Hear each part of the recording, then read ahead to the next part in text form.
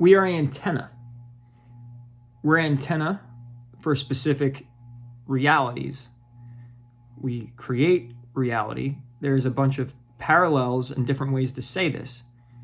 In the occult, it's doing magic. It's doing things through your will. You are creating something, and you do rituals to activate these things.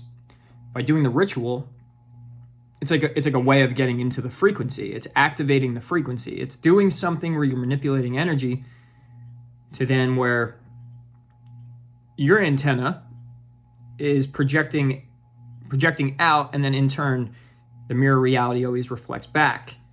When you have mass consciousness floating in the ether, when you have a lot of people thinking the same thoughts, and it's highly emotional, right? It's emotionally charged. It could be anything. This is why the TV is so dangerous. Because what the TV does is it gets people to think on the same line of frequency. Usually, as groupthink works, if people are, say, unconscious, or don't think their own thoughts, or don't practice that, they don't practice meditation, which is the ability to drop your programming and the thoughts you've had rumbling and rambling around in your head. It's all about frequency, but it's about understanding beyond the words I'm saying and the functionality of it, how it actually works, which is actually the goal of the Daily Transcendence, one of many, but to explain to those people that don't understand this, or even if you do, to remind you that we're an antenna. The more of us think something and feel about something, we're manifesting on a collective level. Everyone's so worried about what they're manifesting on a personal level, which of course it starts there. Your antenna. There's times I notice in my life where when I'm talking and speaking, I'm flowing, right? And that flow, sports people talk about it all the time, and getting in the flow. It's because they're tuned in. So to become what it is you desire, to have what it is you desire, or to prevent something you don't want happening, it's all about the frequency you're emitting, which is basically just the thoughts and emotions combined, the mind and heart coherence. This mechanism is built into us. We are creators, children of God. God's a creator. We're his children in a way. Remember, these are symbols. You could use other language. There's parallels.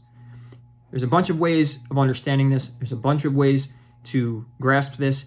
And you as a soul and me as a soul, we all have our own unique way of wanting to, or desire to hear something in a specific way. So it bypasses the conscious mind, the bouncer of your mind, that allows it to get into the subconscious. So just keep in mind, as time goes on, you're an antenna. The more that you're, the more of a group you have with people, the more emotions and thoughts and conscious attention that you have from a mass amount of people, the more it's likely to manifest.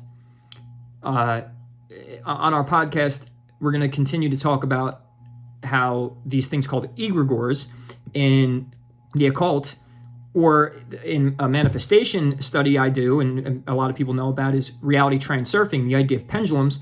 It's the same thing. We have to notice about language is that there's parallels. There's different ways to understand the same thing, and it's a matter of, well, who are you and what do you like to hear?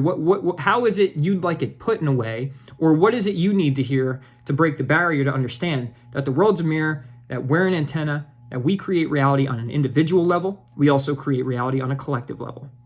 And when you think about the past 2 years, what was projected onto us, what was real, and what was actually created through us? And this will be a continued conversation Gio and I will have, because it's just something that we've been following. We've been on this trail for a long time, and I see it over and over and over again. And it's an absolute important concept, not only for self-development, not only for manifesting the life of your dreams, but it's also for the fact that, are we creating this suffering through our attention and through our observation?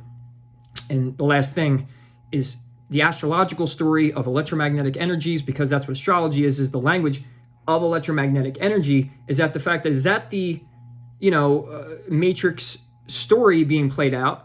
And there's just, it's kind of like a compass to where we are in the universe.